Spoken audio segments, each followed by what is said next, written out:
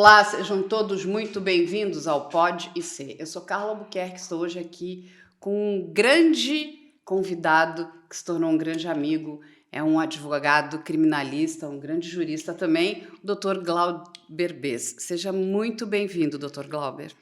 Carla, obrigado pelo convite. Para nós é uma imensa satisfação estar aqui, dividindo ideias, aprendendo com vocês. E para nós também ter a amizade de vocês é muito gratificante. Doutor, Obrigado. sou eu que agradeço. E aí vocês vão conhecer uma pessoa aqui que é fantástica, porque o Dr. Glauber, além de ser advogado, criminalista, dos bons, ele é um ser humano especial, assim. Obrigado. E eu fico muito feliz de saber que você escolheu essa área, porque não é uma área fácil. Não é uma área fácil das pessoas trabalharem. Você está ali na defesa, né, do direito, na defesa do devido processo legal. O Dr. Glauber já trabalhou com alguns casos de injustiça também, e esses casos nos preocupam muito, porque quando a gente encontra uma injustiça, é porque aquele crime não foi solucionado e, infelizmente, um outro crime está sendo cometido contra uma pessoa que nada fez. Então, a importância, né, dos advogados, principalmente nessa área, que vão olhar todos os processos com lupa. Correto, doutor? Com certeza. Sabe, eu escolhi a profissão de advogado porque o momento da minha vida eu não tinha opção. E um abençoado, eu não me recordo o nome, falou para mim: olha, na falta de opção, faça direito. E aí eu escolhi, passei no vestibular e tal, e nos bancos da faculdade aquilo me encantou. Mas na primeira aula já foi aula de direito penal, e a segunda aula foi direito civil. Também me encantou. Mas eu descobri que aquilo era um chamamento para mim e hoje eu tenho certeza de uma coisa: eu sou criminalista por vocação. E isso é muito importante quando a gente tem as pessoas por vocação, porque é uma área, assim como a medicina, assim como algumas áreas, que você precisa ter a vocação. Porque quando a gente está fazendo isso porque está na moda, ou porque eu quero só algum benefício financeiro, eu acho que você está na área errada, porque quando a gente vai falar, né, do direito penal, a gente está lidando com a questão criminal, a gente está lidando com crimes, a gente está lidando, na grande maioria das vezes, com seres humanos. Então, muitas vezes, ali, alguém, infelizmente, foi embora, né? Sim, Desapareceu. sim. Uma outra pessoa cometeu aquele crime. O que levou aquela pessoa a cometer aquele crime? Por quê? Como nós, como sociedade, inclusive, erramos, que não conseguimos, né, detectar, enfim, esses perfis, o que a gente não fez, tirando aquele, infelizmente, que seja aquele crime que a gente sabia que tinha tudo para não acontecer, mas no calor do momento as pessoas acabam cometendo crimes absurdos. A gente nota aqui que muitos crimes, principalmente aqui na investigação criminal, poderiam não ter acontecido se medidas, coisas, se nós tivéssemos trabalhado, inclusive como sociedade, com a questão de prevenção.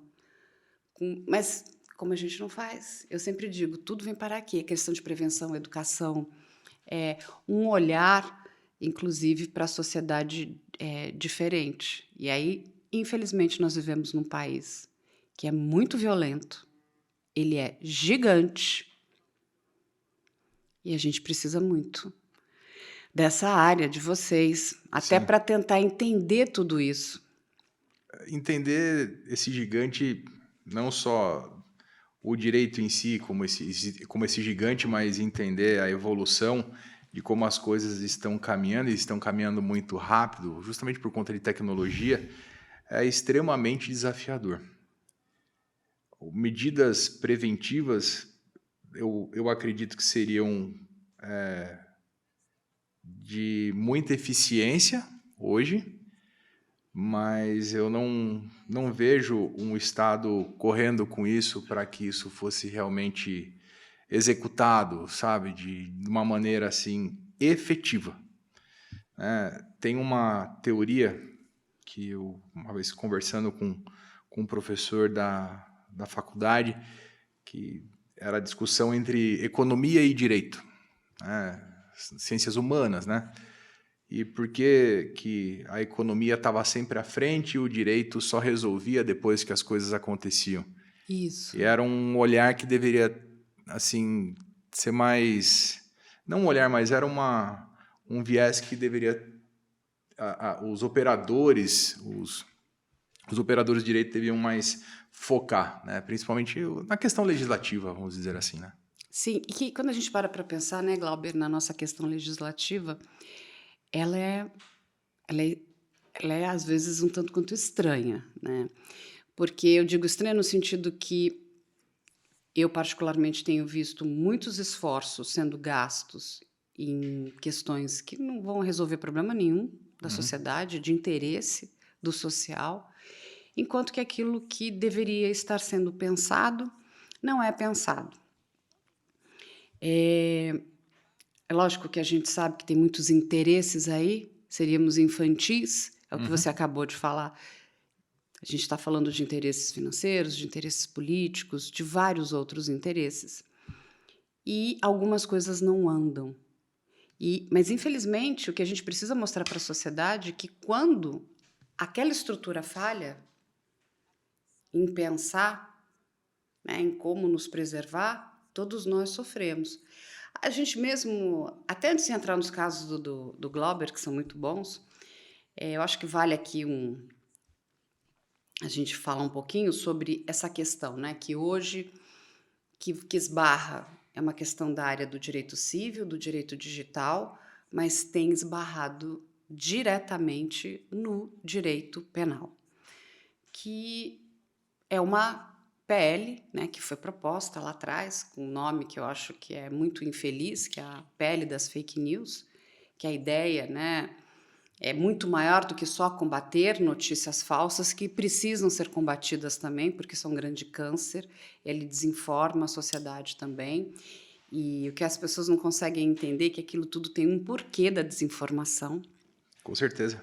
ela é massa de manobra, mas a gente está falando de coisas muito maiores, a gente está falando de crimes bizarros, bárbaros, e o Dr. Glauber, inclusive, está dentro, né, de trabalhos que envolvem os crimes das plataformas digitais, crimes muito cruéis. E ninguém para olhar e falar, bom, mas isso aqui é um crime grave. Qual é a responsabilidade, inclusive dessas grandes empresas, que não são nacionais, são empresas internacionais, são big techs, em relação a todos esses crimes? Essas empresas enriquecem cada vez mais. Eu, particularmente, em todo o meu trabalho, em toda a minha pesquisa, junto com outros jornalistas e pesquisadores, não encontramos em nenhum momento um olhar dessas grandes empresas, que na grande maioria das vezes são americanas, na questão da segurança do usuário. Tem ali uma guerra de braços, né? Eles são um gigante, o usuário é uma força pequenininha, então, assim, até já conversei com outros advogados também sobre o Código de Defesa do Consumidor. São muitas, né? A gente tem lá o Marco Civil da Internet, a Lei Geral de Proteção de Dados, o Estatuto da Criança e do Adolescente, o Código Penal, o Código de Defesa do Consumidor. São vários. Não, o Código de Defesa do Idoso também, né? O Estatuto de Defesa do Idoso. A gente tem um monte de códigos, né, de leis, de estatutos, mas de verdade nada Efetivamente, para esse tipo de problema que é nada está sendo feito. nada. E crimes que eu vou lhe perguntar, você lida com crimes muito graves. Sim, Quando sim. você olhou aquilo tudo, qual Eu foi me a sua assustei. percepção? Me assustei. Há 17 anos já eu estou na área criminal, advogando na área criminal. Já há um tempo e eu não tinha, assim, imaginado que seria possível esse tipo de situação. Nós já lidamos com casos assim, inclusive casos rumorosos, graves demais, mas a ponto de uma violência gratuita que nós estamos presenciando por conta do que está dando sequência, né, nesse trabalho que nós estamos desenvolvendo agora, não tinha visto. E é exatamente sobre isso. Então, quando a gente olha, né, que não existe uma preocupação do próprio legislativo, que isso é uma realidade, com a sociedade, porque nós somos vítimas desses crimes. Muito. A gente está falando, quando o Dr. Glauber falou aqui, né, são os crimes que são praticados dentro do Discord e do Telegram, de jovens contra jovens com alto nível de perversidade. Mas, vamos ali, além, a gente tem o estelionato amoroso, que é um outro crime gravíssimo, que é aplicado na grande maioria das vezes em cima de mulheres com mais de 50 anos, Sim, sim. que têm suas finanças destruídas. Uhum. Aí nós temos os golpes de Pix, que vai envolver o sistema financeiro, um monte de crimes. Aí nós temos os golpes das bets, que além de tudo viciam as pessoas, está destruindo a economia do país. Quando a gente para pensar que 3 bilhões de reais do Bolsa Família entrou para dentro da bet, isso significa que de cada 5 reais, R$1 foi gasto em bet, através do Bolsa Família. Sim. Olha o tamanho do problema. Onde isso tudo está? Dentro das plataformas. E não tem nada que possa coibir de forma mais firme, mais efetiva, né? Isso, eu não sei se falta divulgação disso para o Estado tomar uma medida. Eu não sei. Então, Eu acho que assim, acho que falta muita coisa, viu? Mas não é só uma questão de divulgação. Eu acho que falta porque a gente está falando de coisas que são desagradáveis. sim. Né? E assim, ninguém gosta de. A gente sabe como é que político pensa, né? Uhum.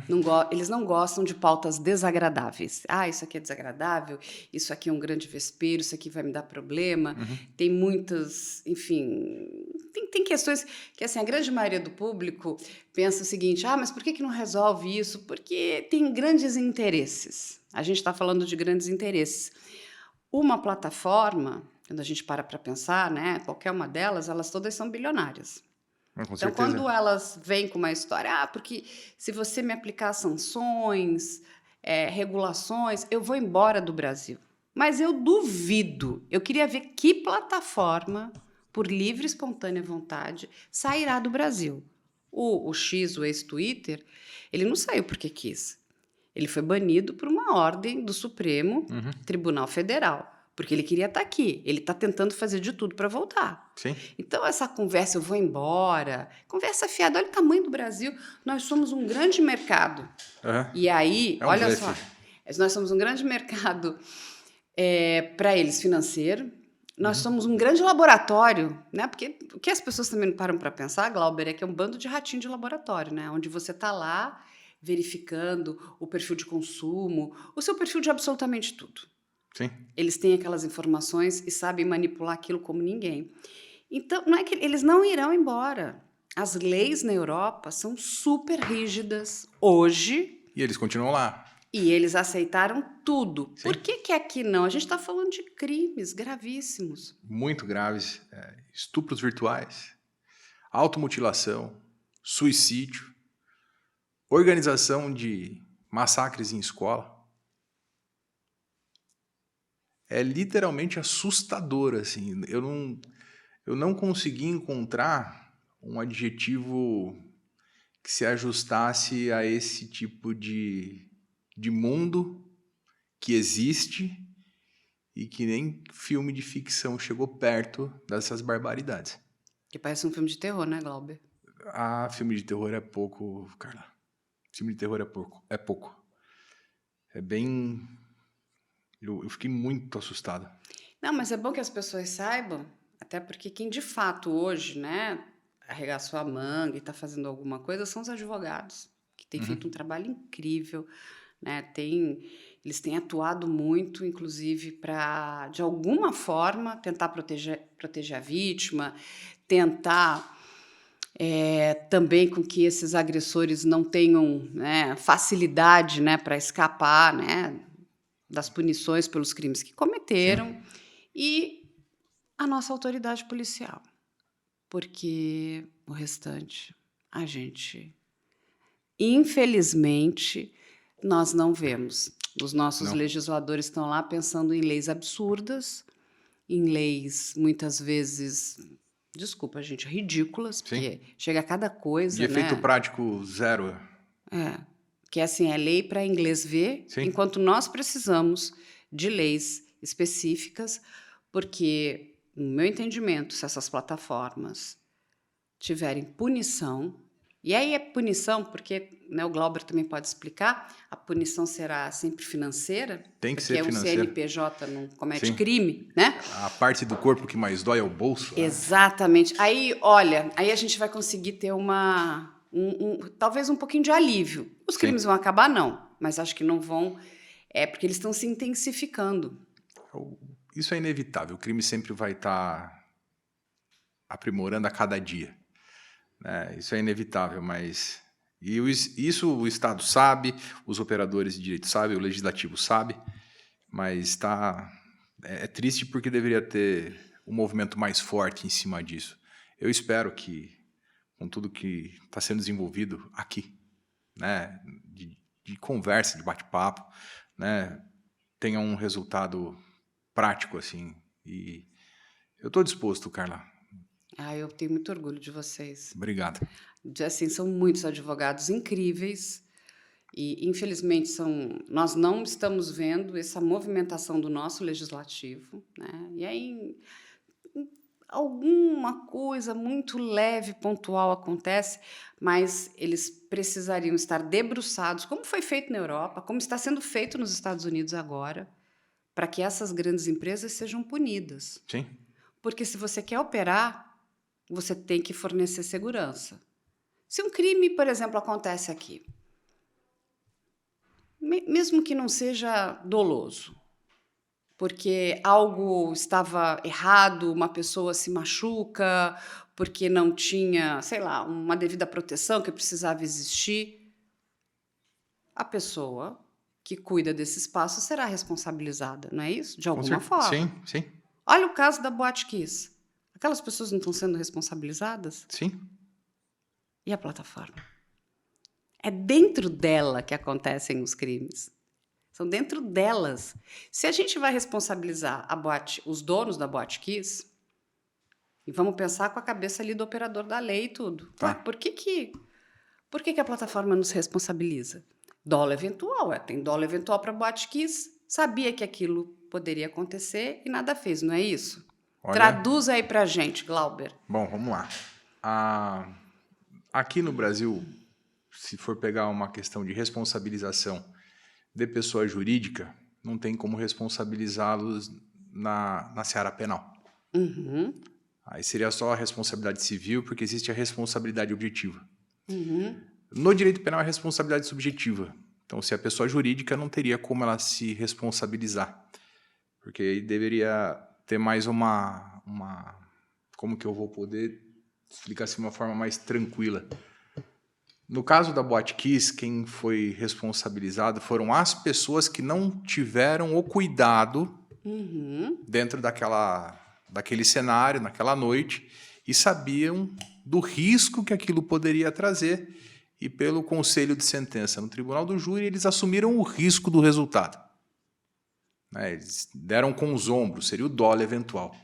Nessas plataformas, e aí entra um ponto que é o seguinte: se está existindo crimes ali, tá? E existem, e os proprietários dessas plataformas não estão tomando o devido cuidado, e o crime acontece assim, como se fosse é mato, tem muito. A questão do auxílio a suicídio, né? Autolesão, estupro virtual. Se eles estão sabendo disso e nada estão fazendo, está na hora de ter uma responsabilização penal mais do que... Eventual. Mais do que eventual. Porque eles de fato foram avisados. Eles são avisados. São. E deixa correr frouxo.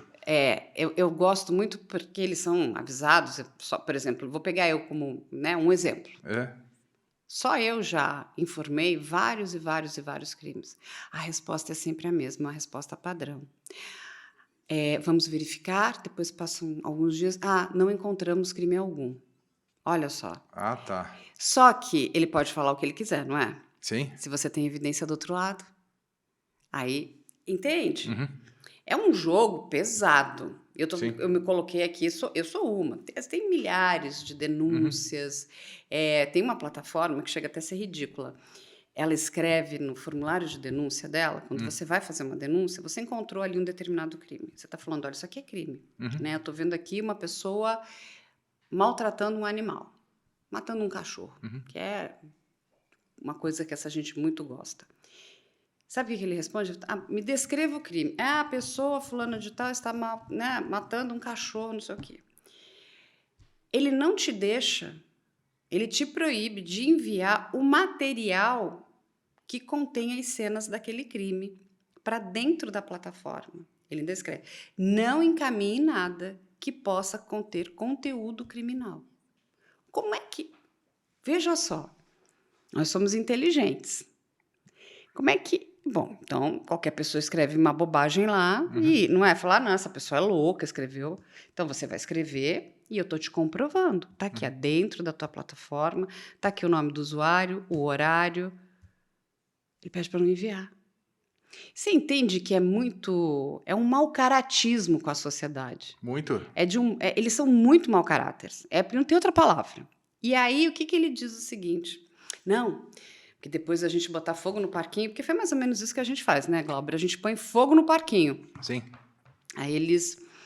Não, estamos colocando controles parentais. Aí ele joga a responsabilização para os pais. Olha só. Fácil, né? Não é mais deles, é dos pais.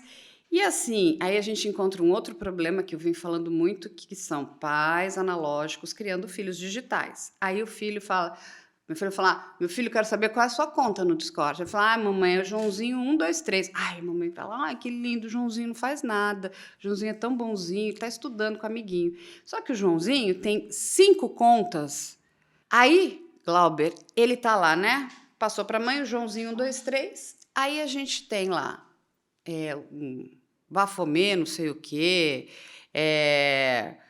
sei lá, brinquedo assassino, tudo é o filho dela, só que ela não tem a menor noção, nem ela nem ele. E ele está operando com essas outras contas aqui, cometendo crimes. Ele consegue esconder dos pais o que ele está fazendo? Consegue, muito bem. E os pais não têm noção, porque tudo isso é muito... A tecnologia dessas plataformas são muito dinâmicas.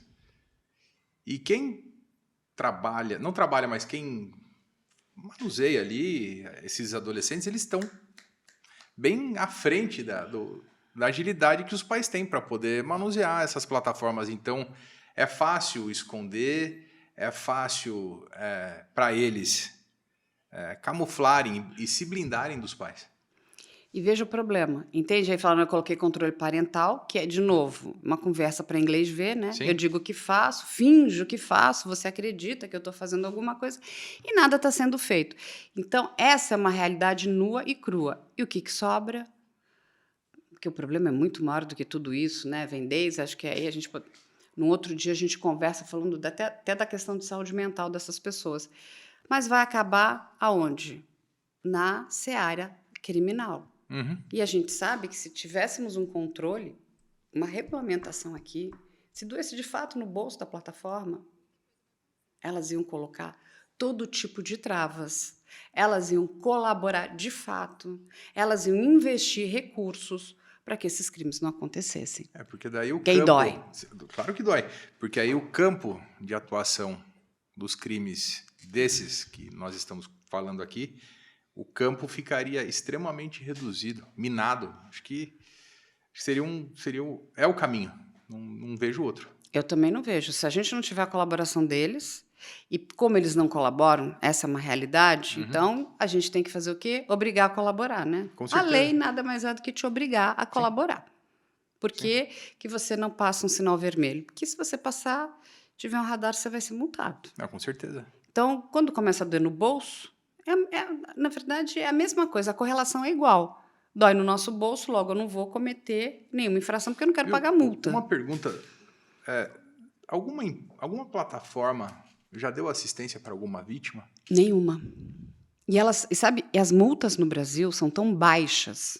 Então, o judiciário, às vezes, né, está trabalhando sozinho, sem, inclusive, o apoio do legislativo, de uma Uhum. lei, né? Não existe uma segurança Não tem jurídica. como o judiciário ficar criando leis, né? Tem que se virar com... O que tem? Com Sim, os arremedos daqui, um puxadinho daqui. sim. Ele aplica. Então, dentro, inclusive, do nosso escopo, ele vai lá. Plataforma, você vai ter que indenizar essa vítima em 15 mil reais, ou repassar a informação. Se cada dia que você não... Você Mero não aborrecimento, né? não repassou, você vai ter que pagar uma multa de 20 mil reais. Sabe o que a plataforma faz, Glauber? Ela prefere pagar a multa. Mas ela não cumpre a decisão judicial. É porque para ela Retire compensa. aquele conteúdo. Sim. Não vou retirar. Olha o que aconteceu aí com o X, com o Twitter. Está mandando retirar aquele conteúdo. Que aquele conteúdo, ele, enfim, tem as coisas mais absurdas, né? Tem células de ódio. Ela diz que não tem nada ali, que está tudo certo. Uhum. E eu queria entender, de novo, isso é de um mau caratismo. Aí não protege o usuário, o juiz aplica ali uma pena financeira que é baixíssima, ele prefere pagar, ele fica pagando, Porque para ele pagando. para ele sai gratuito, sai de graça. Então, como também eu já vi N, né, assim, o pessoal da área civil tem vontade de se jogar sabe, da janela do 10º andar de ódio, né? Tá lá, pedem as informações de quem é aquela pessoa que está, né, enfim, profanando aquelas palavras de ódio. O juiz diz: repasse as informações. Caso você não vá repassar, você vai pagar a multa. Sabe o que a plataforma faz? Paga a multa. Paga a multa. A multa é baixa e eu não vou te repassar as informações. Por que não vai? É difícil, né? Descumprimento, assim, assim, é uma baixaria. É isso que as pessoas também não entendem.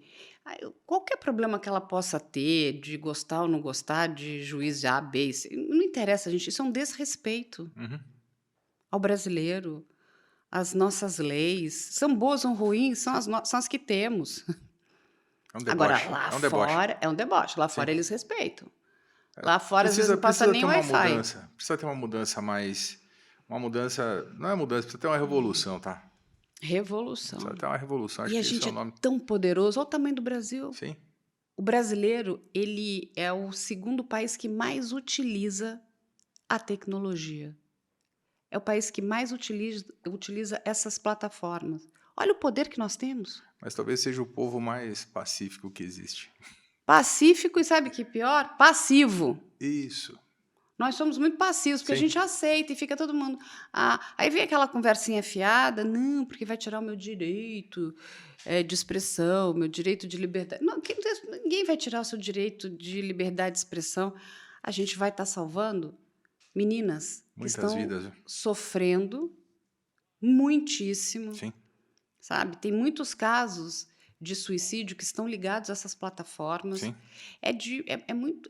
Sabe, é muito triste quando você... Não aconteceu com a tua família, mas não é porque não aconteceu com a tua família que você não vá, sabe, ter empatia com aquela família. Mas no andar da carruagem, como as coisas estão caminhando, você pode achar que não está acontecendo no seu vizinho, mas está acontecendo no quarto do seu filho.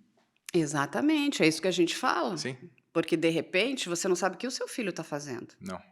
E aí é um grande... né? As pessoas ficam surpreendidas. Mas meu filho era tão bonzinho, não saía de casa? Olha o bonzinho que não sai de casa. E aí você acredita que o seu filho é o bonzinho, mas na verdade ele é o personagem, porque ele é realmente um ser ali que está sendo dominado, mentorado, está sendo condicionado às maiores aberrações. Não, e o que as pessoas também não param para pensar, e é muito bom ter o Glauber aqui hoje, o seguinte: essas pessoas vão para um lugar que é muito ruim, que é o sistema prisional brasileiro. Sim. Que também é um dos piores do mundo. Não, com certeza. Porque ninguém para pensar o que é o fim de um criminoso. Ou a morte, ou a cadeia. Exatamente, não tem jeito. Não. Se ele enfim, ou ele pode vir a morrer, Sim, ou ele vai parar na penitenciária. sim. Ele pode contratar, ou pode ter dinheiro, contratar os melhores, né, advogados e defensores, mas, assim, eu sempre digo, advogado não faz mágica, né, meu filho? Advogado não tem como, olha, você fez, o advogado ele vai te defender no sentido, caso você não tenha feito, esteja Sim, te imputando um crime que você não cometeu.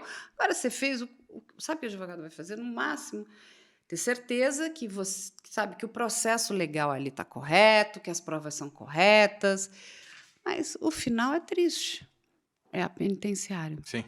E não é bom lá não, né? Não.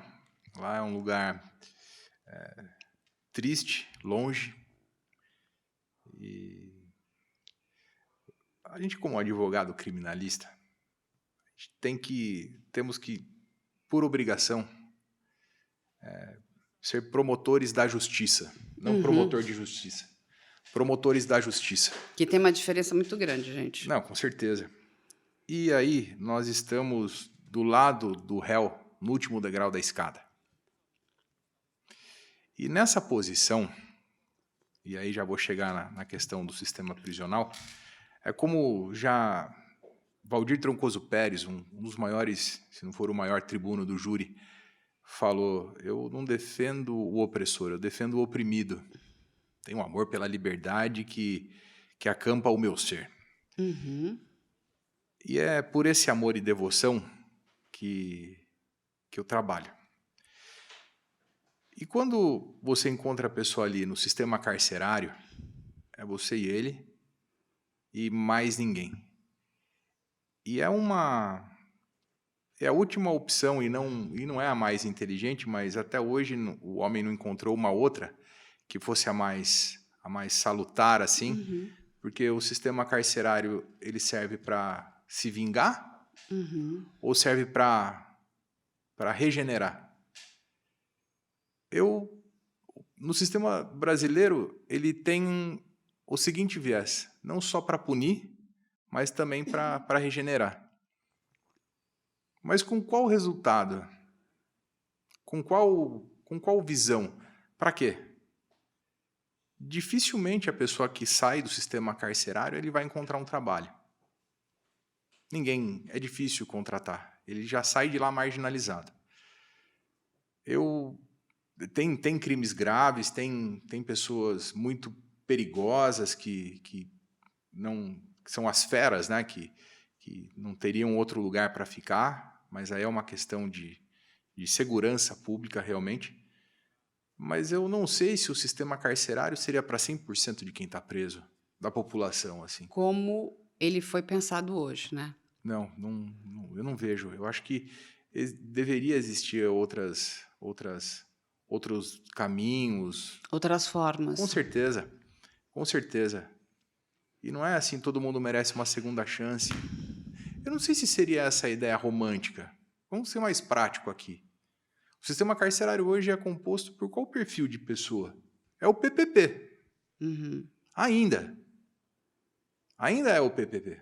Pode olhar. Que é a maioria. Ah, você vai encontrar um pessoal mais abastado, tal. É uma minoria, É né? uma minoria. Mas por quê? Porque o juiz escolhe quem vai condenar ou não? Não, já começa com o próprio perfil que nós vivemos hoje numa sociedade. Sabe, sem romance, sem ideologia, sem nada. É uma realidade isso daqui. É uma realidade. São essas as pessoas que são, infelizmente, levadas para o crime, né? É uma questão também, né? Elas estão em áreas de mais vulnerabilidade, aonde o Estado atua muito pouco. O que vai acontecer? Né? Aí ela caminha para lá. E dentro do sistema prisional, a gente vai encontrar pessoas como o maníaco do parque, que cometeu crimes bizarros, Sim? como a gente vai encontrar uma pessoa, um homem que roubou 5 pacotes de biscoito, 1 quilo de arroz para poder dar comida para sua família que estava em desespero, que estava com fome. Sim. E não poderia ser dessa maneira, né? Acho que deveria ter uma visão um pouco mais lógica. Eu acho que sabe o que falta? Inteligência. A sociedade ainda não conseguiu entender o tamanho do problema que a gente vive. Porque a gente coloca todo tipo de perfil a gente coloca todo mundo com os mais diferentes perfis dentro do sistema prisional. Aquele que roubou um pacote de biscoito com aquele que cometeu múltiplos assassinatos. Sim. Aí a gente tem um outro problema. Colocou todo mundo junto ali. Aí a gente tem um segundo problema. Não existe no Brasil nenhum estudo científico de perfilamento criminal. Inclusive, porque está lá no Código de Processo Penal, temos que individualizar a pena. Mas vamos tirar a beleza da lei e vamos para a praticidade? Sim. Um cara que tem um perfil como o do maníaco do parque não pode estar junto com um cara que roubou um pacote de biscoito. Esse cara aqui, e eu vou te explicar o que eu já ouvi dos psicólogos forenses, não só brasileiros, mas internacionais. Este perfil aqui é extremamente perigoso, mas não só perigoso para nós. Ele é manipulador. Ele certeza. tem uma inteligência criminal que qual é o problema nosso? Nós somos arrogantes e a gente acha que sabe tudo. Só que ele aqui é perigoso e ele está ali com outros presos de menor periculosidade. Ele sabe, ele cometeu crimes durante muito tempo. Ele sabe como ninguém como performar uma máscara social. Ele sabe manipular. Ele tem a arte, né? O poder da sedução. Exatamente. Enquanto que Sim. esse outro que está aqui, ou que era um aviãozinho do tráfico, ou porque roubou, enfim, alguma coisa porque estava com fome, enfim, entre outros crimes, se uniu com esse aqui. Uhum. Só que, de novo, esse aqui, ó, alguém vai tomar a gente vai encontrar líderes, né? Em todos os lugares. E a manipulação mental, que é muito, eu acho que ela não é devidamente olhada, né? Porque o operador da lei, inclusive, ou da justiça, ele está muito preocupado, o crime que está na lei, que está não sei o quê. A gente precisa olhar o outro lado, né? A gente está falando de questões humanas, de questões mentais. Qual é o perigo desta pessoa estar junto desta pessoa aqui? Hoje, a gente até separa os estupradores, né? Essas pessoas que cometeram crimes contra a dignidade sexual de crianças. Mas por quê? Muito no sentido de proteger este preso, porque ele, inclusive, não é aceito dentro dessa esfera, né, carcerária, do sistema Sim. prisional. Os próprios presos não querem aquele tipo. Mas não porque eu entendo que este perfil aqui pode contaminar os outros. Existe uma questão, inclusive, de contaminação. O que a gente está fazendo? Uma contaminação de muitos quesitos psicológicos, que isso é deixado de lado. Então, quando você tem um preso que é extremamente perigoso, perto de outros que também cometeram crimes, mas vamos colocar ali que a periculosidade daquelas pessoas é menor. Esse cara aqui consegue transformar, porque é muito tempo ali dentro, aquele que era de menor potencial em alguma coisa bastante perigosa para a sociedade. Carla, não tem um ditado que diz que o ambiente molda o homem? Sim. E o que eu vejo disso tudo que a gente está conversando aqui? O que é mais rentável, o que é menos rentável para o Estado? Eu vejo comigo da seguinte maneira: a legislação brasileira, ela é inspirada para o Brasil ou ela é tirada de fora e depois amoldada para cá? Ela é tirada de fora e amoldada, né? Como sempre, né? Qual é o único código que entrou em vigor aqui no Brasil, que as leis foram elaboradas justamente para o Brasil? Tem algum? Tem o Código Comercial. Só o comercial? Você pegar o Código Comercial, ele teve uma modificação já faz um tempo, mas foi a primeira legislação que durou desde a época do Império. Que é, então, 100% brasileira. 100% brasileira. Todo o resto vem do direito romano, de não sei o quê. 100% brasileira. Por quê? Porque foi feito para cá. Aí, se você pegar o nosso Código de Processo Penal, por exemplo, precisa mudar as leis. Ele é inspirado em qual legislação? O Código de Processo Penal brasileiro, ele é inspirado na legislação processual penal de Mussolini. Italiana, gente. Aí eu pergunto, mas para o Brasil, qual é o efeito disso? Né? Para a nossa legislação, ele tem um efeito prático? O nosso Código de Processo Penal, ele é bom? Aí começam os remendos, né? Vira uma coxa de retalhos. Né? Então, talvez seria uma forma dos legisladores enxergarem melhor o que é efetivamente importante para cá. Alguns países da Europa, por exemplo, o legislador ele busca conversar com quem? Antes de preparar um projeto de lei ou saber se vai ter um resultado positivo ou não. Não são com juristas, são com filósofos, sociólogos. Né? Aí vai pegar um jurista, tal. Não que não seja importante, claro que é. Ali para desenvolver depois a lei. Sim, para desenvolver a aplicação, se é interessante ou não, se vai ter um resultado ou não. Mas as legislações que mais duraram aí, salvo engano, foi meio que por aconselhamento de filósofos e sociólogos, né? Então, Que nos colocam para pensar. não, com certeza. A filosofia é importante, né? A filosofia, a sociologia, a Sim. antropologia. É uma pena quando as pessoas não entendem a importância, né, de todas essas matérias, né? Mas elas são extremamente importantes porque elas falam de nós como sociedade, do que Sim. nós queremos, para onde, sabe, onde estamos, onde queremos chegar. Saber questionar. Exatamente. Assim, entender o nosso, inclusive, o nosso espaço aqui dentro, né? Uhum. O que eu quero? Isso aqui que tem, funciona? Olha, eu vou dar minha resposta. Você está muito mais tempo nessa área, você estuda isso muito mais até do que você lida com os casos ali no dia a dia. Eu acho que não. Não ressocializa ninguém. Não. O índice de crimes que voltam, né, a ocorrer daquela pessoa que cumpriu a pena e voltou, né, continua ainda alto, né, da reincidência criminal, infelizmente. Ou seja, aí você joga lá, é um cala-boca para a sociedade. Hoje eu entendo que aquilo é muito mais um cala-boca para a sociedade do que efetivamente algo que esteja sendo pensado para a sociedade, a proteção da sociedade. Né? A palavra já diz, é a penitência, então, a penitenciária que vem de penitência, aquela pessoa ela terá que, né, pagar, né, vai ser penitenciada, então vai ter que sofrer pelo crime que ela cometeu. Sim. Porque eu tenho que dar uma resposta para alguém que foi lesado. Uhum. É mais ou menos isso. Sim. Tirei, sei lá, um pai de família, uma filha, eu vou agora, né? Você vai ser penitenciado, uma coisa que é até antiga, né? A penitência, né?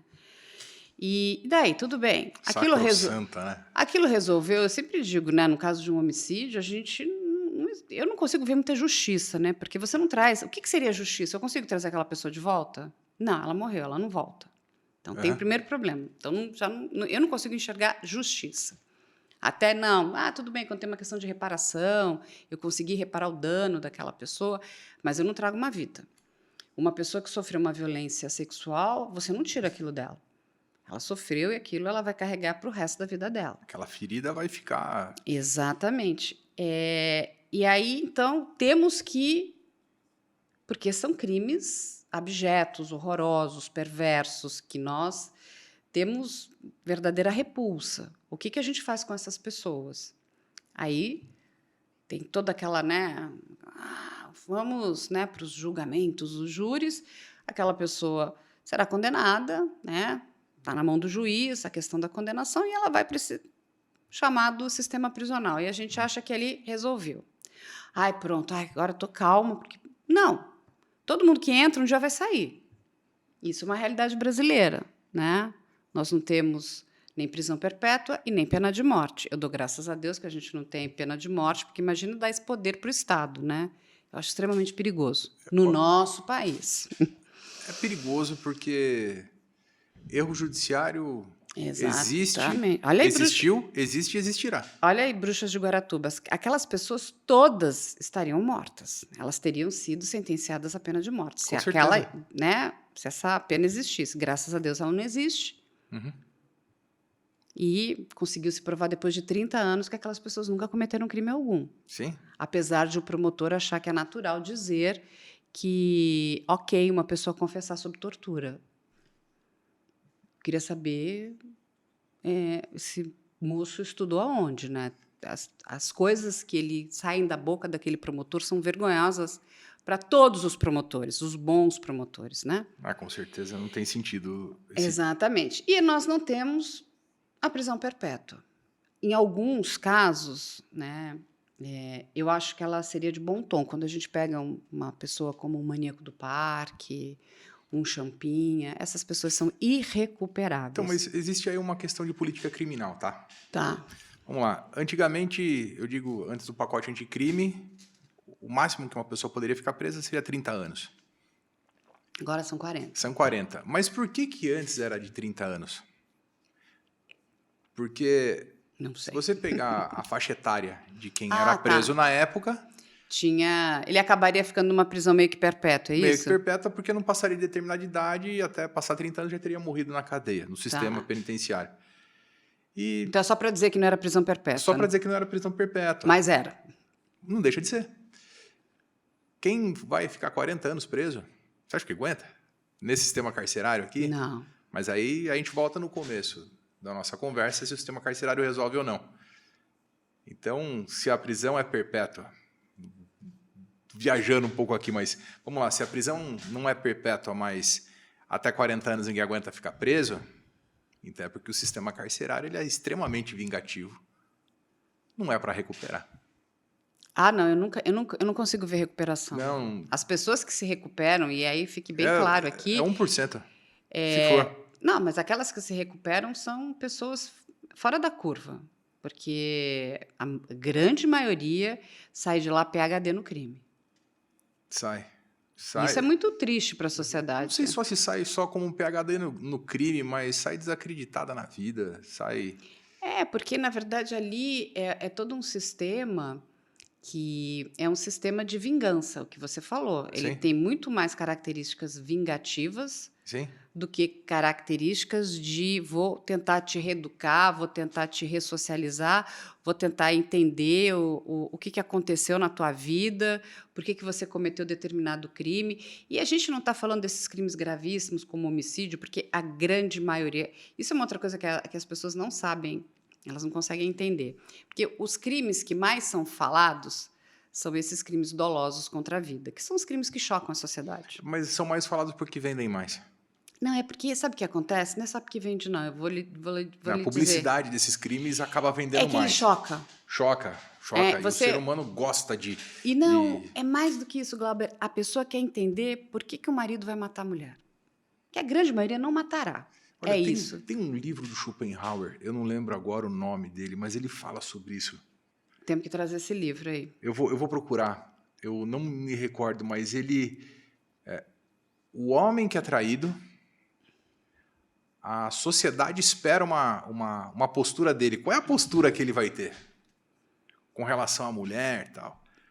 Então, essa é uma dúvida que vem. Então, quando existe um homicídio passional, por exemplo, obviamente que isso vai chamar a atenção. Sim, por exemplo, o que leva um pai a matar uma filha?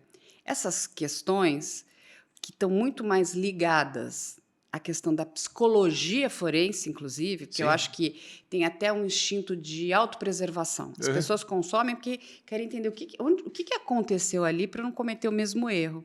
Porque todo mundo fala, pô, isso poderia, sei lá, ter acontecido aqui comigo? São dúvidas. Mas a realidade do sistema prisional não é essa. Quando a gente vai pensar no sistema penitenciário, esses crimes abjetos, dolosos contra a vida, eles representam um percentual muito inferior quando a gente vai pensar o seguinte, quem que está hoje ocupando as nossas penitenciárias? É traficante. Que é a maioria. Ladrão. É essa galera, gente. Quando não está junto, né? O tráfico, o roubo, esse tipo de crime. E aí o seguinte, o que ninguém para pensar, por que é que essas pessoas estão no tráfico? Por que é que essas pessoas estão roubando? Que é completamente diferente. A gente está num momento muito filosófico aqui, eu e o Glauber aqui. Isso é muito bom. Que é completamente diferente de um pai que foi lá e matou uma filha. De um serial estuprador. Esse aqui, a gente tem aqui um percentual que é muito inferior a esse outro aqui. O que levou que a grande maioria, assim, massiva do sistema prisional. É traficante, é ladrão, aí a gente vai encontrar lá estelionatário, vai encontrar um outro tipo de criminoso que não está praticando o crime doloso contra a vida, que é esse outro aqui. E essas pessoas vão sair de lá. Vão sair. Sim. E elas vão voltar. Só que elas vão sair de lá piores. A gente sabe disso também. E o que acontece? A gente está devolvendo para a sociedade uma pessoa piorada que já estava no crime. E o que ninguém consegue me responder é... Porque também não tem respostas simples para assuntos, né, para assuntos complexos. Aqui, o que a gente está fazendo para diminuir esse número de criminosos que estão entrando aqui? Roubo, latrocínio, tráfico, estelionato. O quê? Nada, né? Será que sentenças com penas altas, penas elevadas, qual é o efeito didático dessas sentenças? Tem um efeito didático? Eu não sei, porque a criminalidade aumentou. A criminalidade aumentou.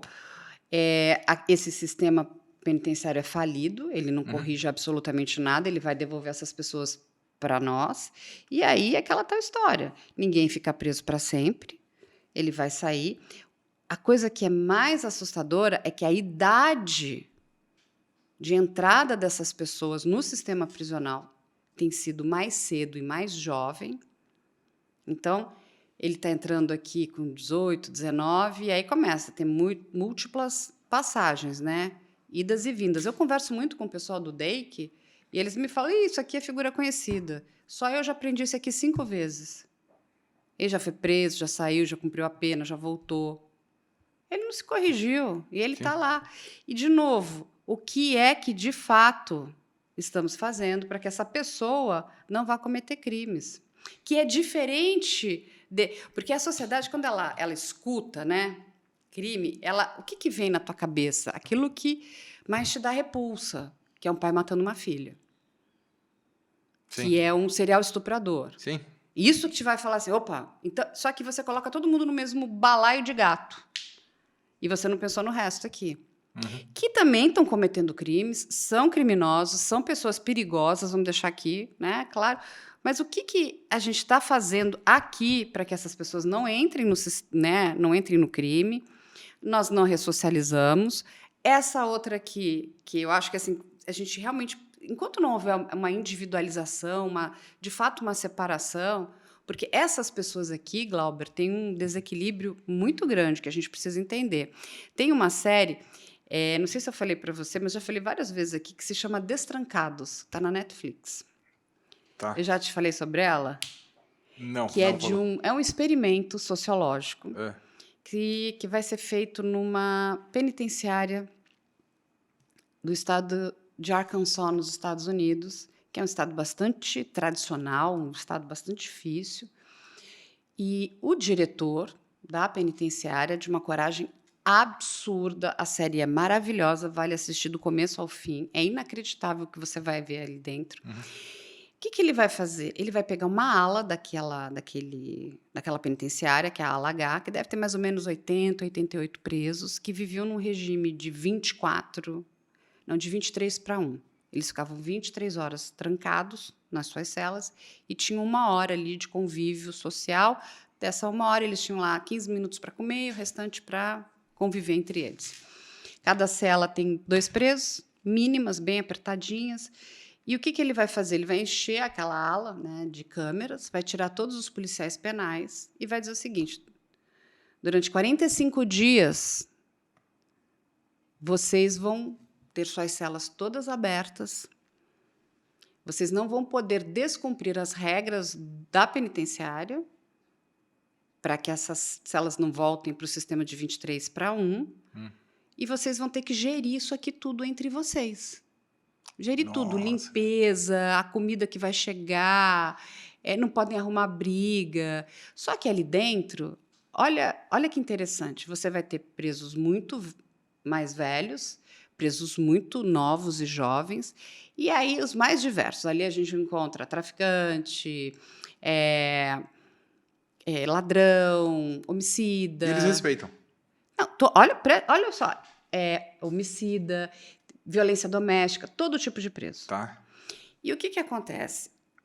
O sistema estava todo preparado para pensar pelos presos. A hora que você vai comer, a hora que você vai sair, o que você pode fazer, o que você não pode fazer, para estar aqui dentro. Aí o sistema diz para eles: você vai pensar agora. E vocês vão ter que se entender entre vocês para não perder esse benefício que vocês estão ganhando. É muito legal isso.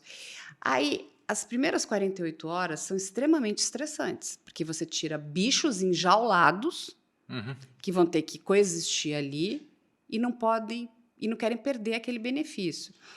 Primeira coisa que você vai ver, e é muito interessante isso, são os mais jovens. Os mais jovens estão completamente explosivos, eles querem botar fogo no parquinho. Aí os mais velhos, os mais maduros, falam: pô, a gente ganha um benefício que a gente não pode perder. Como é que a gente controla o mais novo? É muito interessante. Eles, no final do dia, estão exaustos. Eles estão exaustos, porque eles tiveram que controlar, eles estão sendo completamente monitorados por aquelas câmeras, para não perder o benefício. E é lógico que a gente vai vendo lideranças nascendo ali dentro. Revolução dos bichos, né? É muito bacana isso. É assim, é maravilhoso. Aí você vai vendo as lideranças nascendo, mas de forma muito leve, porque todo mundo quer ser líder também. É uma briga de macho alfa, né? Só tem homem ali dentro. Sim. E isso passado aqueles, vamos dizer, aqueles 2, 3 primeiros dias, eles vão baixando a tensão. Aí, o que acontece? Eles gostam de ter ganhado aquele benefício e começam a entender que eles não podem perder. E eles vão fazer qualquer coisa para não perder aquele benefício. E você vai vendo ao longo da série uma melhoria da saúde mental dessas pessoas que estavam presas ali, que estavam em um profundo adoecimento mental. Ou seja, o próprio diretor da penitenciária fala: como é que eu vou devolver essas pessoas para a sociedade se eu não consigo reeducar eles aqui dentro? Eu estou devolvendo bichos. Destrancados o nome? Chama Destrancados.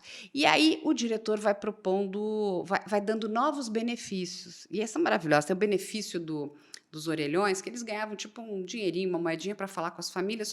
Eu acho que só tem 4 orelhões. E ele vai dizer o seguinte: você pode falar o tempo que você quiser com a tua família. Lógico que eles estão monitorando, se ele não vai ligar para alguém, né, algum criminoso. Mas você imagina 80 pessoas para 4 orelhões? Eles vão ter que encontrar regras. Eles vão ter que se entender para não perder esse benefício. Vai ter que ter entre eles um contrato social E ali. eu vou dar um spoiler aqui que é muito bom. Os presos que melhor se acostumam, que eles vão conseguindo encontrar benefício naquilo tudo, inclusive, são os presos que estavam ali por conta de crimes com tráfico. Olha. Isso é uma coisa. Sabe qual foi o único preso que foi retirado desse programa? Que eles tiram porque ele era incontrolável. É incontrolável. Isso é muito... cara, para muitos psicólogos forenses se debruçarem sobre isso. O que cometeu violência doméstica. É incontrolável. Olha que interessante. Incontrolável. Ele não consegue se adaptar, ele não consegue aceitar. Assim, ele era um problemaço ali dentro para os outros presos. Aí você vai encontrar lá, e tem ladrão, tem até assassino, todos vão. E depois, no final, você vai ver o que vai acontecer com esses presos, porque eles vão ser soltos, né? E até a questão de volta do envolvimento, porque você também devolve essas pessoas para suas famílias. O que você vai devolver para essa família? Coitada da família, de repente você está devolvendo um monstro, né, para aquela família. Então, é o que ele fala: eu vou ter que devolver ele para a sociedade, eu vou ter que devolver ele para a família. Eu tenho uma responsabilidade muito grande aqui dentro. Ele foi de uma coragem ímpar. Depois eu fiquei sabendo que esse é um programa que vai correr várias penitenciárias nos Estados Unidos. É inovador, ele será replicado, porque ele coloca, né, ele de verdade, ele ele vai criar liberdades dentro, lógico, de um sistema que ainda é todo vigiado, Uhum. mas não mais naquele, não é só na opressão, não é só eu vou te destruir, porque se é melhor assim, é melhor matar. Porque se você não mata, né, o que que acontece? O monstro volta contra você, né? Parece o Jason, né? Não matou ele direito, ele não vai voltar para te Volta. matar? Não é isso? Uhum. Mas essa aqui que eu queria te contar, essas coisas Muito legal, eu vou assistir. Destrancados. Top. destrancados. Mas vamos falar aqui, porque o Dr. Glauber tem crimes incríveis que ele atuou, tem casos, na verdade, crimes não, casos maravilhosos. Conta um pouco desses casos pra gente. Bom, vamos lá. Acho que um dos casos mais que eu atuei. Bom, primeiramente, Carla, eu hoje, graças a uma vida aí profissional de tenacidade, de muito trabalho, nós não atuamos mais na Defensoria Pública, para a Defensoria Pública, mas eu não parei Uhum. de atuar no Tribunal do Júri pela Defensoria Pública. Eu gosto. Então, por duas situações. É uma forma de você se sentir socialmente mais útil Uhum. e pegar os casos mais desafiadores, assim, que ninguém quer. Que não é que ninguém quer, mas é que são os miseráveis, as pessoas que não têm condições de pagar um advogado. E são casos, assim, na maioria das vezes, extremamente difíceis de fazer a defesa. E quanto mais difícil, maior é o desafio e, por ser mais desafiador, a gente busca o nosso limite profissional, né, de conhecimento, técnica e tal. Então, nessa toada, eu estou em 2007, mais ou menos, que eu, se não me recordo, meu escritório é em São Roque, aqui no interior de São Paulo, e veio um processo da cidade de Votorantim, Olha, que foi desaforado pra lá. para lá, porque era um processo muito rumoroso. Foi uma chacina numa escola, Opa, olha aí. perto de uma escola que teria sido cometida por uns traficantes lá, que as crianças, os adolescentes saíam da escola para namorar num morro que tinha ali perto. E, segundo a acusação, esses jovens estariam atrapalhando o movimento do tráfico que existia ali. Essa é É a tônica, justificativa. a justificativa e a tônica da Seria a denúncia. motivação Sim. do crime. E eu precisava atuar no Tribunal do Júri. Para você atuar no Tribunal do Júri pela Defensoria Pública, você, na época, eu não sei, eu acredito que hoje continua a mesma coisa, você precisaria ter 5 plenários, ou então 3 plenários, e um curso que era oferecido pela OAB e tal. E eu acabei fazendo os 5 plenários para poder me inscrever. E nesses 5, um dos primeiros processos que eu peguei foi essa chacina. Jorge já pegou de cara uma chacina. Coisa leve, gente. E aí, quando eu abracei esse processo, eu já tinha feito o primeiro com outro advogado que eu precisava me inscrever na defensoria tal, e ele falou, ó, eu falei, viu, eu preciso fazer um júri, o nome dele é Jorge Rabelo, tá? Advogado lá de São Roque. Eu falei, pô, doutor, eu preciso fazer um júri, eu tô começando agora, tal, né? Eu tenho alguns aqui, mas não completei os 5, ou não constou na ata, tal, eu tinha dado errado, tal, mas enfim, eu acabei participando. Daí ele falou, ó, eu tenho um júri quinta-feira, hoje é segunda, depois você passa no meu escritório, pega lá, tal. Passei na terça, ele falou, pode passar na terça-feira. Eu dei uma lida no processo. Quando eu chego no escritório dele, eram 5 volumes, assim. Era um processo físico na época, não era processo digital. Não tinha nem digital ainda. Aí eu peguei, estudei o processo lá e falei, vamos pro júri, né? Poxa, vamos pro júri. Eram 2 réus e o processo tinha sido desmembrado. Aí, nesse primeiro júri, isso é público notório, o apelido do réu é Jair Punk. Tá. Ele foi absolvido. Olha. Mas durante a instrução do processo, houve a prova, e isso convenceu o Ministério Público, de que Jair Punk teria desistido da empreitada, e aí não teria como ele ter respondido por esse crime, e como ele desistiu de ter participado, o promotor pede a absolvição dele. Entendi. Eu tenho 7 jurados, mesmo o promotor pedindo a absolvição, O promotor pede absolvição e a defesa, obviamente, concordou. Depois de, acho que 8, 9 horas, 4-3 para absolver. Mesmo o promotor pedindo absolvição. E aí aquilo me chamou a atenção. Conseguimos a absolvição? Conseguimos. Daí passou o tempo, o processo, o outro réu foi para São Roque para ser julgado. E o que eu me recordo desse processo dessa chacina, tinha mais provas contra esse rapaz que foi absolvido do que contra o outro que estava sendo julgado depois desse primeiro. E aí eu fui nomeado para fazer a defesa desse outro rapaz. Do segundo. Do segundo. E eu lembro que eu cheguei na frente do fórum, imprensa. Estava lotado de Lotado, os familiares fazendo círculo de oração, camiseta dos adolescentes ali. Pô, eu tava sozinho. Eu fui fazer esse júri sozinho. Mas eu sempre tive comigo um conselho que meu pai me deu. Vai para cima, não tenha medo, vai. Vai que não pode ter medo. Enfrenta. Essa é a tua profissão, enfrenta. E eu enfrentei e foi uma guerra esse processo. Mesmo assim, foi 4-3, condenou. Ele foi condenado. Ele foi condenado. Sofreu uma condenação de 135 anos, que eram 7 adolescentes, foi uma lesão corporal para um e 6 homicídios consumados dos outros 6. Eu não vou me recordar agora as qualificadoras, enfim, mas foi uma pena alta que ele sofreu. Pena bem alta, 135 anos. Muito. Aí eu falei, poxa, aí vem aquela coisa, mas você atuar pela Defensoria Pública, um cliente é condenado dessa maneira, tal, você não tem medo disso te atrapalhar profissionalmente falando? Mas de forma alguma, isso é uma consequência. Você não pode entrar no tribunal do júri com medo de resultados ruins. Você tem que ter a consciência que você fez o melhor e ponto final. Sim, e de novo, vamos aqui também entender o seguinte, né? Ele está sendo julgado pelos iguais, pelo Sim. conselho de sentença. Você está ali no seu papel de defensoria, Sim. tinha o papel da promotoria, que é o da acusação, Sim.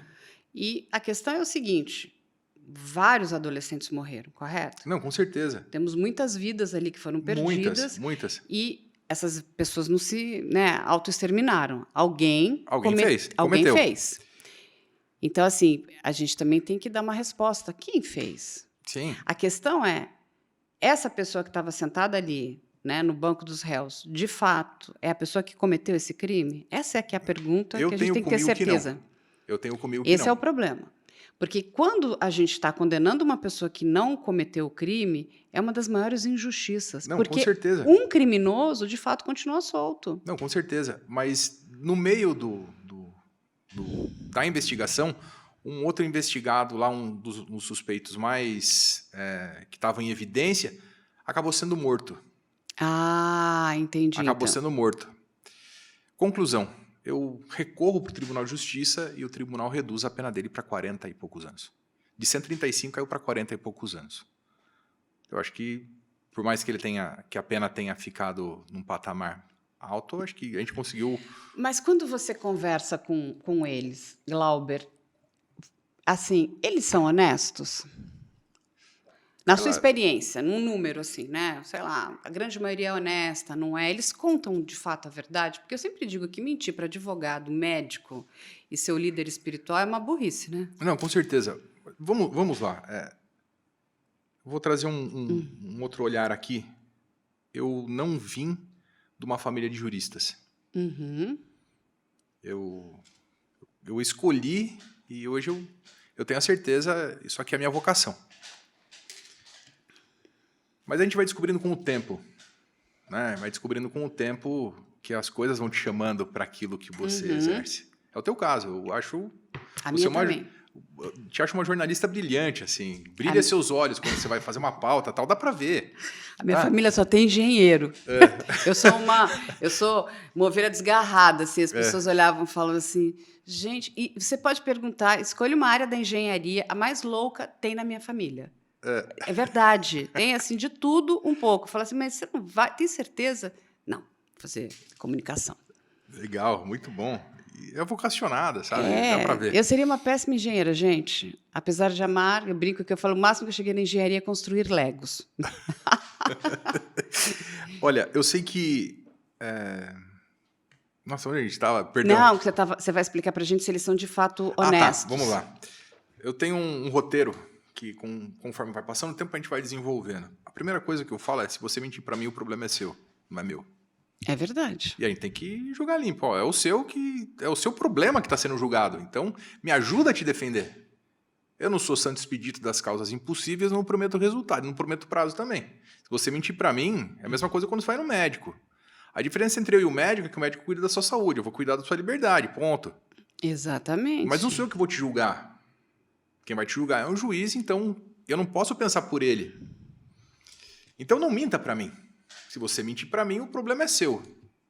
E eu não estou aqui para fazer juízo de valor da sua pessoa. Se por acaso você cometeu o crime, eu não vou aqui falar que você fez certo ou fez errado. A gente vai analisar essa questão para ver o que dá para ser julgado, colocado na sua defesa em seu favor ou não. Diferente do que você escuta nos filmes, tudo que você disser aqui vai ser usado contra você. No escritório, não. Tudo que você disser aqui, a gente vai analisar se vai ser usado a seu favor ou não. Ponto. Exatamente. Ponto. Tem aquela ideia de que o que não está no processo não está no mundo. E até para saber quem é que estava junto, né? Qual é a estrutura de tudo que aconteceu. Senão, como é que o advogado vai estar te ajudando? Não, com certeza. Porque o que acontece? Dentro dessa perspectiva da defesa, regra geral, temos dois caminhos. Ou a absolvição, seja por negativa de autoria, ausência de materialidade, seja pela dúvida, né, indúbio pro réu. Ou vai ser por esse caminho, falando uma regra geral, ou então uma atenuação de pena. Ou uma atenuação de pena. Então, vou dar um exemplo de um cliente de um júri que eu fiz lá em São Roque. O que acontece? A vítima, ele deu um tiro no olho da vítima. Entendi. Chegou dentro de um boteco, um bar assim. A vítima tinha um problema com ele, falou, eu vou te matar porque eu já matei o seu irmão dentro da cadeia. E esse meu cliente não era santo. Não era santo. Mas começou a ameaçar ele. Começou a ameaçar, e aí esse rapaz que vivia ameaçando falava para o meu cliente assim, olha, eu matei o seu irmão, eu vou matar você. E assim foi um dia. Esse meu cliente, ele também era envolvido com roubo. Ele tinha uma arma. E ele estava num bar perto da casa dele. Ele encontrou esse sujeito que estava ameaçando.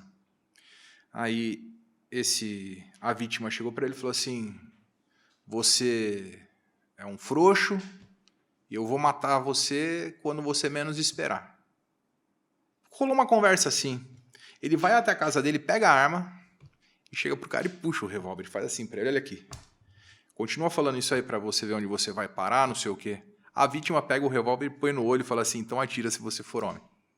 Ele vai dar um tiro no cara. Briga de macho alfa. Isso. Ele dá um tiro e essa vítima, até comigo, na minha adolescência, eu tinha brigado com ele. Pô, eu moro em São Roque a vida toda. Então, é uma cidade pequena. Então, todo mundo se conhecia e tal. E se tiver alguém de São Roque assistindo aqui, vai saber, vai lembrar quem era essa figura. Sempre pedi R$1 na rua para comprar a sua dose de pinga e tal. Mas ele era muito folgado. Todo mundo sabia. E aí o meu cliente falou assim, poxa, ele atirou, né? E daí eu vou chegar na questão da defesa. Ele atira no rapaz, mata o rapaz, todo mundo sai do bar assustado. Aí ele fala pro dono do bar, fecha a porta aí que eu vou colocar... E colocou o corpo da vítima fora da porta do bar, assim. Na hora do desespero, entra a questão do pós-crime, né? O que o criminoso faz depois do crime? Ele colocou o corpo lá da vítima e fugiu. Foi preso depois, numa outra situação. Fui nomeado para defender ele. Ele falou, e agora, o que eu faço? Eu falei, você fica em silêncio e deixa para o júri que aqui não tem o que fazer. Fica em silêncio, deixa para o júri que a gente resolve. Então, ele foi denunciado por motivo torpe, porque o promotor entendeu que foi uma mera discussão, e era só uma qualificadora, motivo torpe, não tinha outra. Outra qualificadora? Não tinha. Aí ele falou, e agora, o que eu faço? Eu falei, conta pra mim o que aconteceu. Ele contou. Falou, ó, ele bateu em mim, ele dava tapa na minha cara, ele me humilhou. Eu sou do crime, ele me humilhava. Falei, tá, então você não fala que você era do crime. Não precisa falar isso. Vamos filtrar. E aí foi. Chegou no dia do júri, ele contou a história dele. E derrubamos a qualificadora. E ele foi condenado a 6 anos no semiaberta. O júri entendeu. O júri entendeu. Não tinha o que... Mas olha o caso que você traz, né? Que interessante, né, Glauber? Olha o que levou um homicídio. Sim. De novo, a gente está falando aí de questões psicológicas. Primatas. Não, mas assim, a pessoa não entende que levar a outra ao limite, Sim. o que isso pode acontecer. Sim. De novo, aí a gente fala do problema de educação. Você não leva ninguém ao limite. Você não sabe, né, quais os gatilhos que você está ali apertando ou ligando que podem voltar contra você. Sim. Porque acha que é tudo, eu vou falar, eu vou fazer. Carla, você já ouviu falar do segundinho de ouro? Não, me conta o segundinho de ouro. Segundinho de ouro. Eu estava conversando com um grande amigo meu lá de São Roque, o Elídio. O Elídio, um grande irmão, um grande amigo meu, ele falou, pô, pensa um pouco no segundinho de ouro. Eu falei, o que é isso daí? Ele falou, sabe quando você está naquela discussão de trânsito? Uhum. E aí a pessoa te ofende, você quer jogar o carro para cima, respira. Esse é o segundinho de ouro. É um dia de fúria, né? Não vou fazer. Esse é o segundinho de ouro. Você é aquele milésimo que você fala assim, ó, não, deixa, eu parei aqui. Mas, de novo, é uma questão que, quando a gente para pensar, você está levando o outro ao limite, né? Sim. Levando o outro ao limite. E sabe o que vem na minha cabeça? Que quando a pessoa que pegou a arma, que é uma coisa que você falou de primata, deu um tiro porque o outro levou ao limite, olha o poder que o outro que te levou ao limite tem sobre você. É isso que as pessoas também não param para pensar, a gente não analisa isso, né? É uma questão, inclusive, psicológica. Por que é que eu vou dar esse poder para esta pessoa? Porque é isso, eu estou dando poder para ela. Quando eu estou falando, não, porque não me interessa o que você fala de mim, Sim. o que você pensa de mim, Sim. o que é lógico que aí partiu para agressão física, um tapa na cara, para humilhar, para isso aí já é, mas assim é isso que parar para pensar o seguinte: eu começo aqui a te ofender, estou te ofendendo. Quando você vem e volta com a ofensa, para mim, é porque você está me dando poder. Se eu consigo... Com certeza. Tirar, eu te ofendo, mas eu consigo. Ou simplesmente virar as costas, sair, porque eu vou te tratar com indiferença. Eu estou tirando o seu poder. Eu tirei o poder que você está tentando exercer sobre mim. Porque quando eu estou te ofendendo, eu quero exercer poder sobre você. Sim. Aí você vê e você me ataca. Então eu consigo. Aí eu tenho poder. Você sabe o que é isso? Eu vou te contar, porque isso é muito bom. Isso é como funciona um algoritmo dentro de uma rede social. Porque é que toda briga, toda confusão, ela, quando você for olhar, vai estar lá 1000 curtidas, não sei quantos milhões de comentários, porque ali o algoritmo do ódio, ele tem muito mais engajamento do que o algoritmo que faz todo sentido isso, incrível, bonito, maravilhoso. A pessoa vai falar, não, 2 amiguinhos ali, não sei o quê. Quando eu estou aqui na confusão, então o que acontece? Eu venho, eu te bato, você devolve aqui para mim. Uhum. Então, aí você me deu poder. Aí eu vou crescendo, aí eu vou crescendo. A questão é, como é que eu tiro o teu poder? Se eu estou aqui brigando com você, como é que você vai tirar o meu poder? Porque se você responder, que é uma questão também bastante filosófica, né? Porque é aquela coisa assim, de forças iguais. Eu te xingo, logo você pode me xingar. Uhum. Se eu te dei um tapa, você pode me dar um tapa. Entende? Uhum. A questão é, eu te xingo. Como é que eu rompo? Como é que eu quebro isso aqui? Porque depois do xingamento, aí vem o tapa, depois do tapa... Quem pode mais, né? Exatamente. E você vai dando poder para o outro lado. E o que isso vai acabar? Muito mal. Muito mal. Isso vai ser, sabe, é impressionante como as pessoas não param para pensar na questão do poder que elas dão para o outro. Você vai me xingar? Carla, eu tive Sabe qual duas poder que você vai ter situações. sobre mim? Zero. Porque eu Eu não tô tive, nem aí. eu tive duas situações no escritório nessa perspectiva, tá? O ano passado, eu tinha um caso que o sogro não se dava bem com, com o genro. Não, que meu sogro tá fazendo isso, não sei o quê. Ele não deixa eu ficar bem com a minha esposa e não sei o quê. E eu queria saber de você, o que eu faço, porque eu tô pensando em tomar uma medida contra ele. Eu falei, que tipo de medida? Ah, cara, uma surra. Eu falei, não faz isso, né? Não faz isso, não. Não, mas se você me defende, eu falei, vamos chegar no primeiro ponto aqui. A minha profissão é fazer defesa, mas é também promover justiça. Não tá certo o que você está pensando. Você tem raiva do seu sogro? Ele falou, tenho. Muita raiva? Tenho. Eu falei, pois é, quem te descontrola te domina. Exatamente. Então, se você odeia tanto ele, por que ele está te dominando? Ele ficou vermelho, ele ficou com vergonha, refletiu bem. Olha o E poder que até ele onde dá eu para o sei, a outro. paz reinou depois. Exatamente isso. Quando a gente coloca a pessoa para pensar, Glauber, por Sim, que é que eu estou dando tanto poder para o outro sobre a minha vida, sobre o que pode acontecer com a minha vida, sobre o meu futuro, por conta do segundinho? sim. Segundinho de ouro? Sim, teve um outro rapaz, acho que foi um pouco no final do ano passado, no começo do ano passado, ele ficou bravo no escritório, mas bravo. Ligou para mim, viu, preciso falar com você. Um empresário lá de São Roque, sabe? Não de uma outra cidade vizinha, não é de São Roque, não. Preciso falar com você, eu tô muito... Meu, preciso que você me dê eu quero fazer uma consulta jurídica com você. Eu falei, tá bom, vamos lá. Passa aqui, mas é urgente. Eu falei, tá bom. Ele foi no meu escritório que ele estava disposto a matar. Tô falando muito sério, assim. Ele estava disposto a matar um rapaz que tinha ficado com a mulher dele. Meu Deus. E já tinha separado da mulher por conta dessa traição, mas onde ele encontrava esse rapaz, ele cismava que esse rapaz provocava ele.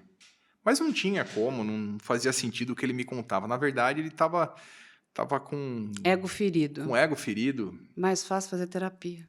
Resolve, Aí ele gente. chegou pra mim, chorou, conversou comigo, falou, puta, eu vou matar ele, cara. E depois eu vou fazer uma bobagem. Eu falei, para, viu, vamos trocar uma ideia e tal. Aí a gente começou a conversar. Eu falei, viu, qual que é a sua religião? Ele falou, eu sou evangélico. Eu falei, tá, agora vamos lá. Mas e a tua ex-mulher, cara? Ah, minha ex-mulher, olha, eu vou falar uma coisa pra você. Ela virou dependente químico, ela estava usando drogas, tal. Meu filho não quer ficar com ela. Ela é uma pessoa difícil. Olha, me traiu, tal. Eu falei, e ela tá com esse rapaz que você Você se disse livrou que de um tá BO, né? te provocando? Ele não enxergava dessa maneira. Ele não enxergava dessa maneira que se livrou do BO, mas como é que eu tinha que tocar nele pra ele?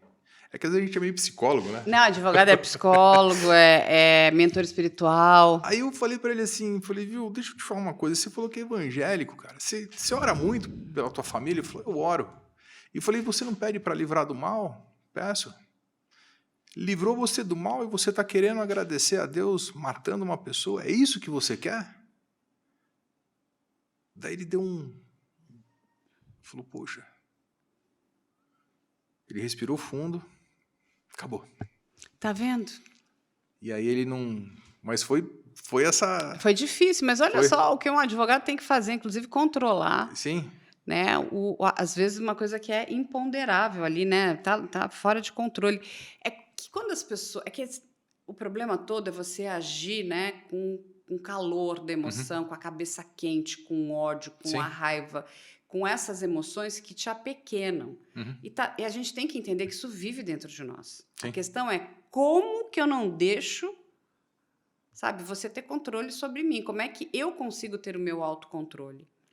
Né? E Carla, é difícil. Você lembra na época do mensalão, que o Roberto Jefferson olhou, não sei se foi para um jornalista, um deputado que está me interrogando ele falou, o senhor provoca em mim os sentimentos mais primitivos. Tá vendo? É Né? isso. Sentimentos primitivos, né? Porque Sim, eles estão dentro da gente. É que sim. nós temos assim o seguinte: eu de verdade, eu vou dar o poder dele acabar com a minha liberdade. Porque quando a gente está falando de crime, é restrição de liberdade. Será que vale a pena eu matar alguém Ah, e Carla, perder mais o que meu isso. direito de liberdade? Não, porque a liberdade é uma coisa preciosa. E assim, o Estado tem o poder de tirar esse teu direito. Sim, Então, assim, ninguém para. Mas meu direito de liberdade? Não, de jeito nenhum. Isso é inegociável. não dá. Entende? Assim, e a grande maioria desses crimes, que são muitos também, né, que são os famosos crimes também passionais, é isso. A pessoa não parou e falou: não, a minha liberdade ela é preciosa. Sim, Não tem homem, não tem mulher, não tem bate-boca que vale a minha sim. liberdade. Né? Então, assim, e nós, é, infelizmente, a gente vive numa sociedade que, de novo, investe pouco em educação, investe pouco em saúde mental. Né? As pessoas precisavam fazer mais terapia. Né? Então, Falar mas, assim, graças a Deus essa mulher foi embora da minha vida, porque olha o problema. Tirei esse problema, passei o BO para o outro. O BO agora é teu, amigo. mas Se liga sabe, aí com Carla, tem ela. um... Eu não lembro agora o nome de um jurista, era um advogado baiano, tentar lembrar o nome dele agora, mas ele falou uma coisa que é verdade, a gente estava falando sobre mudança legislativa e tal, mas também não adianta só ter mudança legislativa, tem que ter um investimento maior no Estado para que a máquina funcione, né? Sim, a gente precisa de muita coisa. Inclusive, os nossos impostos são muito mal gastos, né? É uma É gestão que, péssima. péssima, os nossos executivos, eles estão gerindo muito mal os nossos recursos. É Sim. que, de novo, tem lá o portal da transparência. Eu pergunto, quantas pessoas vão checar aquele portal? Eu nunca tive a curiosidade, Eu checo assim... aquilo toda hora. Eu lembro que quando aconteceu a tragédia no Rio Grande do Sul, É, aí o portal da transparência do Estado do Rio Grande do Sul entrou em um colapso, porque estava todo mundo entrando, é, porque as pessoas queriam saber o que tinha sido de fato, né, aplicado no sentido do qual era o dinheiro que estava ali investido e o que de fato tinha sido aplicado na questão desses recursos, né, inclusive de manutenção, de recursos para que de contingência de crises na questão ali uhum, ambiental. Já era pouco. E o pouco que estava ali separado não foi nem gasto. Aí, de novo, tem falas que são assim assustadoras daquele governador daquele estado, aonde ele estava propondo que aquelas barragens fossem retiradas, porque aquilo enfeiava a paisagem de Porto Alegre. poxa, Olha só, gente, ela está enfeiando, não está bonito, está tudo certo, pode ser um terrorismo estético, mas o que você vai fazer, né, para que uma catástrofe não aconteça? Porque se tem uma força que nenhum de nós consegue lutar contra, é a força da natureza. E ela é devastadora, porque ela vai te devolver tudo aquilo que você joga para ela, ela vai pá, de volta na tua cara. sim, Então, ele não estava ali, estava aplicado, não foi aplicado naquele, né, naquele item, tinha um uhum, dinheiro separado, não foi investido. Aí um monte de, porque eu vou deixar isso aqui bonito, vamos arrancar isso aqui tudo. Imagina se não tivesse, já não funcionava, porque não tinha manutenção. Imagina se não tivesse aquilo, o que não ia acontecer com Porto Alegre? As pessoas esquecem o passado, né? Porque ninguém acha que não vai acontecer nunca mais. É a história da pandemia. Não, faz tanto tempo, a última pandemia, 2019, todo mundo tomou um soco na cara. Então, assim, as catástrofes estão ali. Mas está lá. Ninguém entra no portal da transparência para saber como é que as coisas estão sendo sim, gastas. sim. Onde que estão gastando os nossos recursos? É a mesma coisa. Onde que, sabe, a gente precisa de recursos empregues em educação. Nós temos. O problema de segurança. O Brasil é um país muito inseguro, é verdade. Mas a questão de educação do nosso país é gigantesca. É um problema. Muito grave. E isso reflete diretamente nessa questão de segurança pública. A lei da semeadura, né? Exatamente, você colhe aquilo que você Sim. planta. Olha, eu acho que deveria ter um investimento muito forte, assim, em educação. Eu concordo. Demais, demais. Só uma sociedade, um país só vai para frente se de fato investir em educação.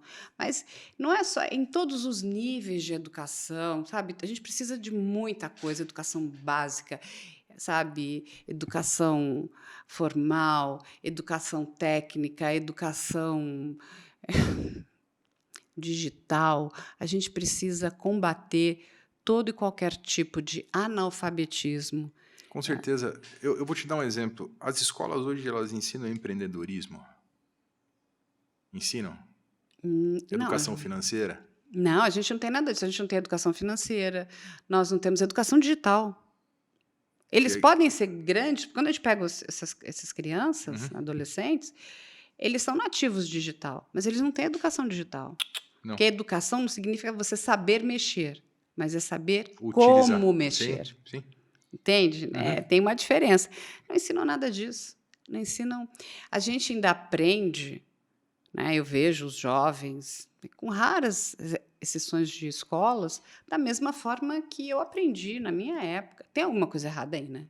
Com certeza. Não é possível que a gente não consiga ter inovação, não é assim, o número de evasão escolar, a quantidade de jovens que não querem estudar. E, de novo, independente de você já ter a sua formação, a gente todo tempo precisa voltar, né, para a educação, para a escola, para tudo. A gente tem que educar as pessoas. Uma pessoa que acha que vai resolver o problema dela indo matar o outro, ela tem um problema sério aí, né? O Problema que está por trás sério. disso tudo, né? É diabólico. Glauber, e chegou aqui o momento filosófico do nosso programa. Temos 5 perguntas. Eu vou deixar você escolher uma e responder. Tá, Mais filosófico do que ele já está. vamos lá. Pode escolher. Bom, vou pegar do meio para dar um equilíbrio. Pega do meio por causa do equilíbrio. Pelo que você aceitaria perder o seu réu primário? Pelo que eu aceitaria perder o meu réu primário? Eu já perdi, brincadeira. Olha, pelo que eu aceitaria perder o meu réu primário? Olha, acho que eu não sei, mas como a gente milita muito no tribunal do júri, né, a gente atua em várias frentes do direito penal, mas uma legítima defesa, eu não vou perder o meu réu primário, mas isso é natural do ser humano. Muito bom. Isso é natural do ser humano. Tem até é colocado como um poder não um poder originário, mas um direito originário. Não precisa nem estar escrito na lei que a legítima defesa precisa estar ali. Mas é inato do ser humano. Então Ficou tá claro? ótimo, foi claríssimo. Muito obrigada. É uma pergunta difícil, né? Sim. As outras também são. Só tem uma aqui que eu acho que é fácil. Eu não posso. Mas a gente mostra depois. Beleza. Mas é isso, meu querido amigo Glauber. Você volta outras vezes aqui para a gente falar mais. Eu vou trazer os casos do Dr. Glauber aqui também, por investigação criminal. Tá. Ele atuou aqui em vários casos que são muito importantes, e um deles, muito conhecido, que é o da Vitória Gabriela. Ainda falta um pedaço, não é isso? Tem... De júri. Vamos esperar esse júri acabar. O júri acabou, acredito que são... Teve 3 plenários, né? Mas ele ainda está em fase de recurso, é isso? Está em fase de recurso e, então, por uma questão até... Ética. Também, mas de estratégia de defesa... Vamos aguardar. Eu acho que é importante. Pois ele vai contar tudo aqui para a gente. É importante. Glauber, muito obrigada. Eu que agradeço, Carla. Parabéns pelo seu trabalho. Obrigado pela oportunidade de estar aqui. E estou à disposição que vocês precisarem, tá? Se eu puder ser útil para vocês aqui. Não só para a gente, para muitas pessoas. O Glauber, né, como eu falei no começo, está agora atuando também nesses crimes digitais aí. E você imagina, né, no fera que ele não vai se tornar, né? Porque a gente diz que estamos aqui também para contribuir com vocês, com os bons advogados. Muito obrigado, Carla. Obrigado. Eu que agradeço. Gente, hoje conversamos aqui com o Glauber Bess no Pode IC. Esperamos você na próxima semana.